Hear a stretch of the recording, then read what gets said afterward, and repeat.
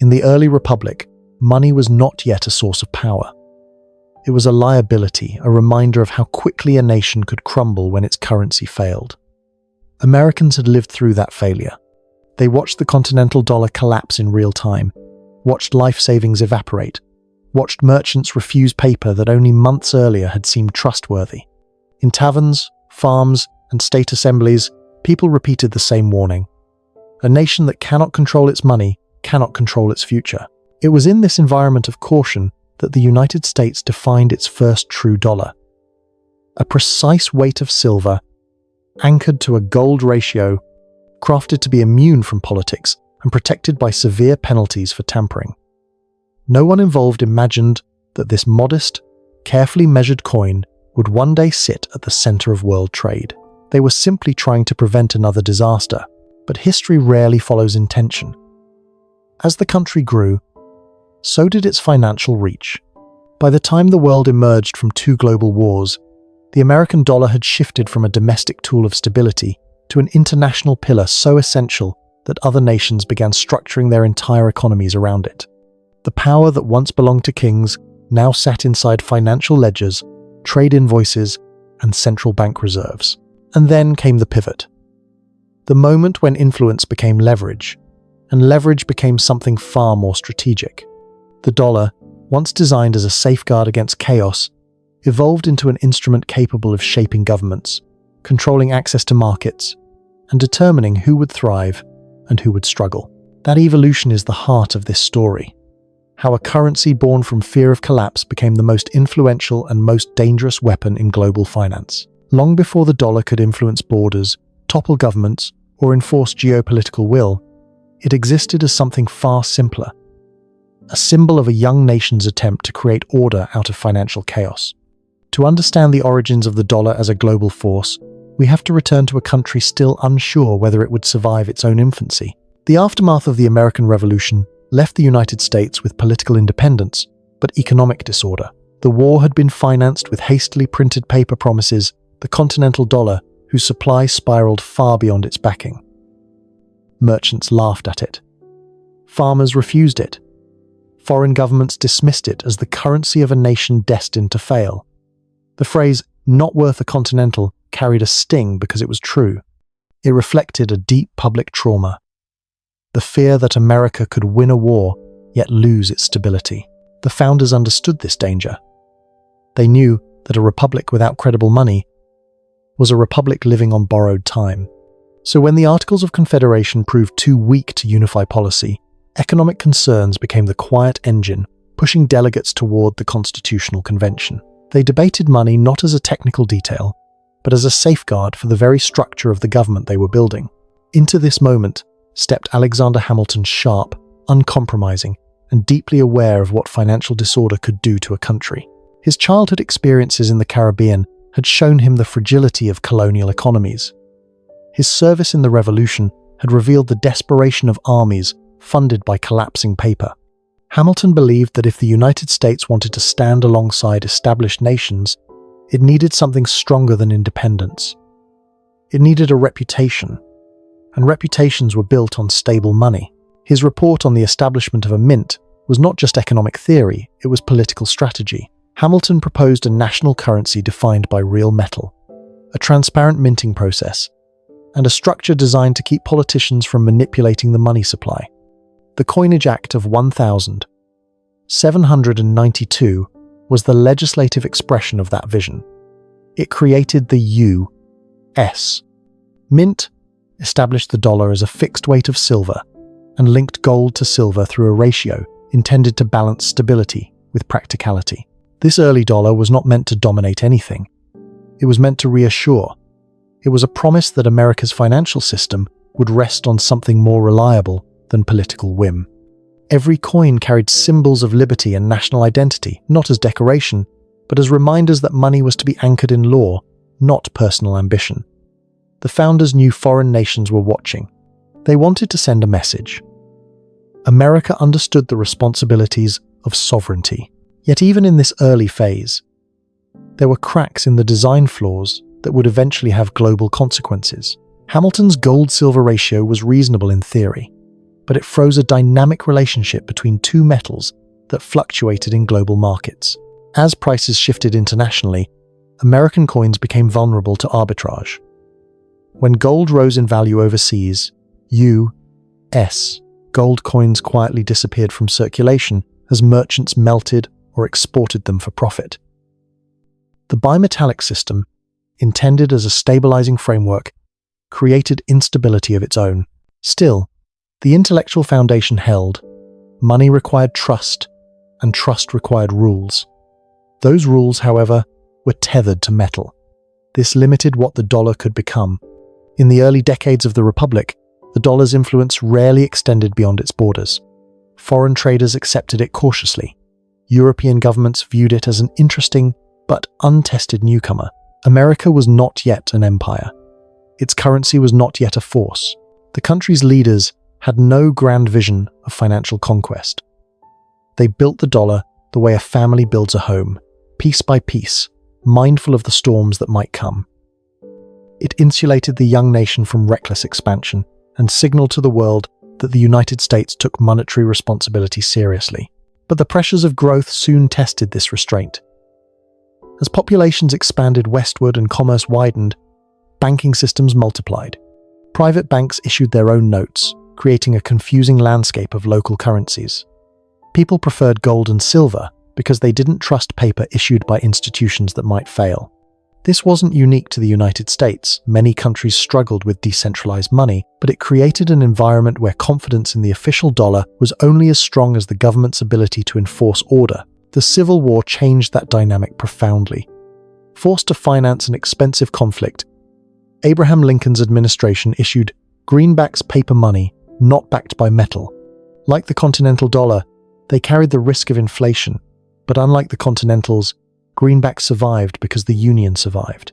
After the war, debates over returning to the gold standard reflected a larger question. Should the dollar remain something grounded in objective value, or should it evolve into a tool the government could adjust to meet national needs? The decision to return to gold forced discipline. The United States reaffirmed the idea that trust in money should rest on what could not be printed. This commitment laid the foundation for the next century of economic expansion. American industry grew. Trade networks broadened. New York rose as a financial hub. The dollar, while still a domestic currency, began attracting international attention because it was stable in a world full of unpredictable alternatives. This stability was the seed of something larger. Nations don't project power with money until others depend on it. And others don't depend on it until it proves itself over time through wars, recessions, recoveries, and political transitions. The dollar's early history was not glamorous or strategic. It was a long, steady accumulation of credibility. By the dawn of the 20th century, the conditions for transformation were in place. The United States was industrializing rapidly. Its economy was becoming more integrated with global markets.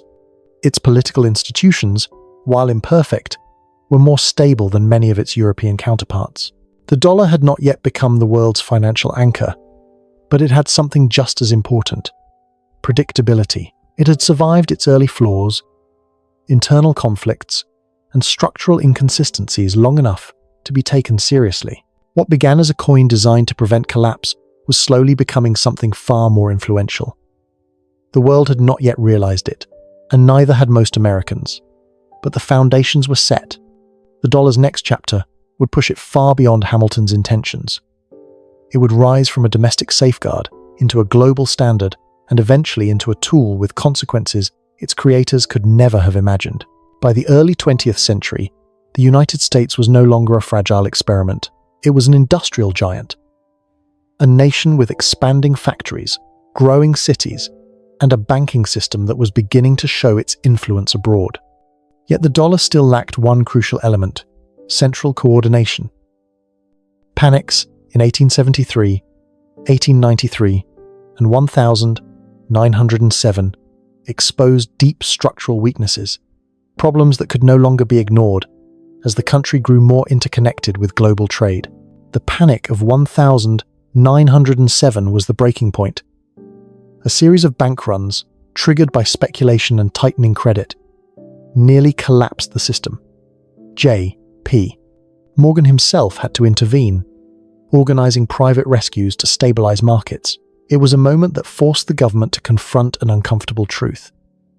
A nation rising to global prominence could not rely on individual financiers to prevent crisis. Order required an institution with the authority to manage liquidity and protect the currency. In 1913, the creation of the Federal Reserve marked a turning point. For the first time, the dollar had a centralized guardian, an institution capable of issuing currency, influencing interest rates, and acting as lender of last resort. The Federal Reserve was born out of necessity, not ambition, but it quietly shifted the dollar's trajectory. Then came World War I. America entered the conflict late, but its economic impact was decisive. European nations, drained by years of war, borrowed heavily from the United States. Gold flowed into American vaults as countries paid for food, weapons, and industrial goods. By the end of the war, the United States held a significant portion of the world's gold reserves. The dollar, once an untested currency, now rested on a foundation stronger than any in Europe. When the war ended, the global monetary landscape had changed. Britain, long the financial center of the world, was weakened. Its empire remained, but its balance sheets told a different story. London's banks struggled to maintain confidence. The pound sterling, the dominant international currency for more than a century, showed signs of strain. Into this vacuum, the dollar stepped quietly but firmly. During the 1920 seconds, the United States became a creditor nation, funding reconstruction in Europe and extending loans around the world. American capital flowed outward, and with it came American influence. The dollar was not yet the world's reserve currency, but it was undeniably rising. Every loan denominated in dollars, every international contract priced in American currency, tied foreign economies closer to the United States. The Great Depression slowed this momentum but did not stop it. The 1930 seconds forced a painful re-evaluation of monetary systems worldwide. As nations abandoned the gold standard or devalued their currencies, global confidence wavered. In 1933, the United States itself suspended the domestic convertibility of the dollar into gold. It was a drastic move, but also a pragmatic one. Yet, even as the Depression shattered economies, it revealed something important about the dollar. It remained more stable than many alternatives. Gold still flowed into the United States as foreign investors sought safety.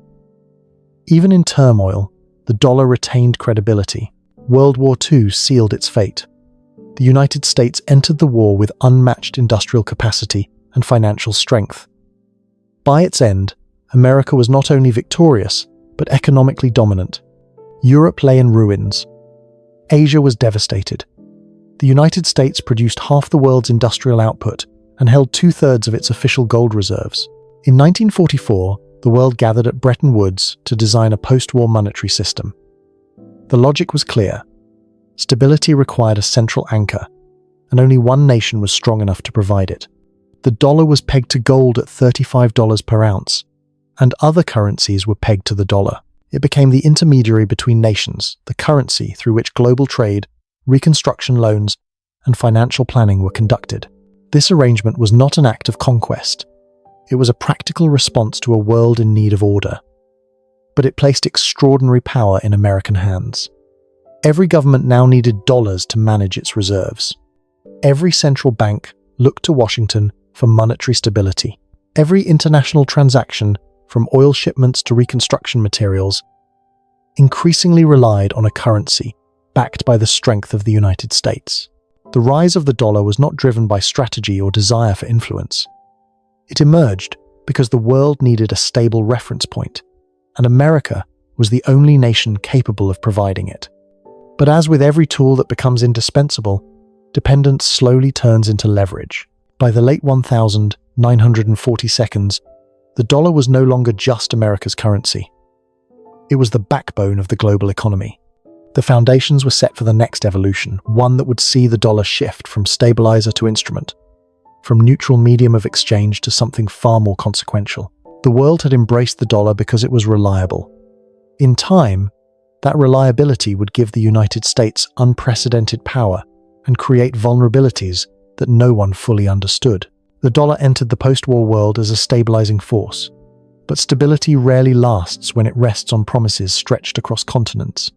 As Europe rebuilt, as Japan industrialized, and as global trade accelerated, the system designed at Bretton Woods began to strain under its own contradictions. The United States had pledged to convert dollars into gold at a fixed rate, yet it also encouraged global growth, financed reconstruction, and expanded its military commitments. The world needed more dollars to function, but every new dollar in circulation represented another claim on a finite supply of gold. This was the system's original flaw. The dollar had to be abundant enough to support global trade, yet scarce enough to maintain trust. It could not be both. By the late 1952, foreign governments quietly recognized this. French officials accused the United States of enjoying an exorbitant privilege, the ability to print the world's most important currency at will. European central banks, wary of America's growing deficits, began converting their excess dollars into gold. Shipments of bullion left New York and Fort Knox, flowing back toward Europe in a reversal of wartime fortunes. At home, US policymakers faced a difficult truth. Maintaining gold convertibility meant restraining spending, reducing overseas commitments, and tightening monetary policy. But the Cold War demanded the opposite. Vast military budgets, foreign aid programs, and global alliances designed to counter Soviet influence. The United States was trying to lead the world and fund that leadership with a currency still tethered to a metal it could not control. By the late 1960s, the contradiction became unavoidable. Social programs expanded. The Vietnam War escalated. Deficits grew. And as foreign claims on U.S. gold increased, the arithmetic grew darker. There were more dollars circulating abroad than the United States had gold to redeem. The foundation of the global monetary order rested on trust alone. Tensions reached a breaking point in 1971, faced with shrinking reserves and mounting pressure from foreign governments demanding gold for their dollars. President Richard Nixon made a decision that would reshape the world. He suspended the dollar's convertibility into gold. With one televised announcement, the fixed system established at Bretton Woods collapsed. The dollar was no longer tied to metal. It floated freely valued not by weight or convertibility, but by the economic and political power of the United States. This moment marked the beginning of the dollar's transformation from stabilizer to instrument. Without the constraint of gold, the United States gained the ability to expand its money supply as needed. Investors, corporations, and foreign governments increasingly relied on U.S. financial markets to store and move wealth. Oil-producing nations began pricing their exports in dollars, ensuring that demand for the currency remained worldwide. The dollar's role deepened, but its foundation shifted. It was no longer backed by gold, it was backed by the global need for dollars themselves. This created a new form of influence, one far more flexible and far more potent. Because if the world depended on the dollar for trade, investment, and savings, then access to the dollar became a tool of negotiation, persuasion, and pressure. A nation could be influenced not by armies or treaties, but by the simple act of restricting its ability to use the world's financial bloodstream. The shift was subtle at first. Regulations tightened around certain transactions. Banks were encouraged to monitor foreign activity. Over time, these measures evolved into a powerful architecture. The United States could oversee global payments, track capital flows, and isolate actors it deemed threatening. The dollar's reach extended far beyond American borders, touching every institution that relied on global finance. But with this newfound authority came a growing ethical tension. A currency designed to enable commerce was increasingly used to shape behavior, reward allies, or punish adversaries. What had begun as a practical adaptation to a collapsing system was becoming a mechanism of control. And as the United States used the dollar to project influence, other nations began to wonder whether dependence on this currency was a safeguard or a vulnerability. The system had entered a new phase, one defined not by gold or convertibility, but by power. And power, once applied, rarely stops at moderation. The dollar was no longer just a medium of exchange. It was becoming a strategic asset, an instrument capable of enforcing consequences without firing a single weapon. The world was beginning to understand its influence. By the late 20th century, the dollar had shifted from a stabilizing pillar to the central nervous system of global finance. Every trade settlement, cross-border payment, commodity purchase, or investment portfolio eventually ran through the same narrow channels, controlled directly or indirectly by the United States. This concentration of influence didn't appear dangerous at first. In fact, many nations welcomed it. A predictable dollar meant predictable markets. A predictable market meant economic growth. The world believed the arrangement was mutually beneficial, but systems built on dependence always create hidden fault lines. And the dollar-centric order was no exception. Its first major test came not from military conflict or diplomatic rupture, but from financial deregulation. In the 1,980 seconds and 1,990 seconds, the United States loosened restrictions on banks, liberalized capital flows, and embraced a wave of financial innovation. The dollar, now detached from gold, became the fuel for new markets, derivatives, securitized assets, leveraged loans, instruments designed not for stability but for profit. The boom lifted American markets to unprecedented heights. But for the rest of the world, the consequences were mixed. Global savings, especially from Asia, flowed into U.S. assets at massive scale. Foreign economies effectively financed American consumption, creating imbalances that quietly deepened each year. Nations found themselves storing trillions in U.S. Treasury bonds, not because they trusted Washington completely, but because no alternative could safely absorb such vast reserves. Then came the crises.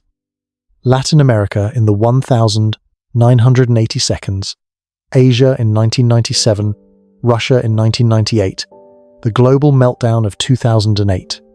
Each shock exposed the same uncomfortable pattern. When the dollar tightened, economies cracked. When the dollar flooded, bubbles formed. Central banks around the world were forced to respond not to domestic needs, but to the decisions of the Federal Reserve, an institution whose mandate was to serve the American public, not the world. Yet, after every crisis, the dollar emerged stronger. In moments of panic, investors sought safety, and safety still meant U.S. assets. That paradox defined the transformation. The more instability the global system produced, the more indispensable the dollar became. The very crises it helped create reinforced its dominance. But another transformation was unfolding, one far more consequential. After the attacks of 2001, the United States expanded its financial oversight dramatically. Tracking flows of money became a national security priority. New laws allowed Washington to monitor global transactions, compel foreign banks to comply with American regulations, and penalize institutions that cooperated with sanctioned entities. The global financial system began operating under a single assumption. For allies, this system offered protection. Nations could be cut off from SWIFT, deprived of correspondent banking relationships, or denied the ability to settle international trade, all without a single missile being launched. The dollar had become a lever of geopolitical power more effective than many traditional weapons, capable of collapsing economies with the stroke of a pen. This was not a collapse in the traditional sense. It was a transformation, quiet, incremental, and highly technical. The architecture of global finance shifted from neutral infrastructure to strategic battleground. The United States learned it could apply pressure without occupying territory, disrupt transactions without blockades, and enforce compliance without treaties. But every transformation carries a cost. As the dollar hardened into an instrument of policy, other powers began building escape routes. China deepened its currency agreements with trading partners. Russia redirected energy sales toward non-dollar systems. Regional blocs experimented with alternative payment networks, digital currencies, and bilateral trade agreements designed to minimize dollar exposure. None of these efforts could dethrone the dollar outright, but they signaled a fundamental shift in mindset. Dependence had become risk. And beneath these geopolitical maneuvers lay a deeper problem. The global system relied on a currency issued by a country with its own political divisions, fiscal struggles, and shifting priorities. The world expected stability from a system whose foundations were tied to the decisions of elected leaders, central bankers, and market forces that could change in a single election cycle. The dollar was no longer just a tool of convenience. It was a strategic asset with immense reach and immense consequences. The more it shaped the world, the more the world sought ways to shield itself from its grip. The system that once promised universal stability had transformed into a landscape defined by control, resistance, and uncertainty. The question was no longer whether the dollar dominated the world, but whether the world could continue functioning under a currency that had become both indispensable and dangerous. The story of the dollar does not end with dominance. It ends with a paradox. The very power that elevated the dollar to global supremacy now shapes a world increasingly wary of it. The legacy of this currency, once a simple measure of silver, has become larger than any of its creators could have imagined. In the modern era, the dollar stands at the center of nearly every economic decision. Nations hold it as reserves. Its influence is so vast that removing it from the global system, even hypothetically, seems impossible. The dollar is not just a currency. It is an operating system. Yet that operating system has vulnerabilities. The United States, by virtue of controlling the world's most important financial channels, also carries the responsibility of maintaining them.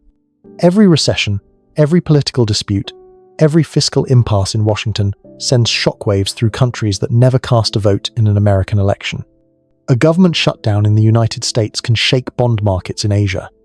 A misinterpreted statement from the Federal Reserve can unsettle currencies in Africa or Europe.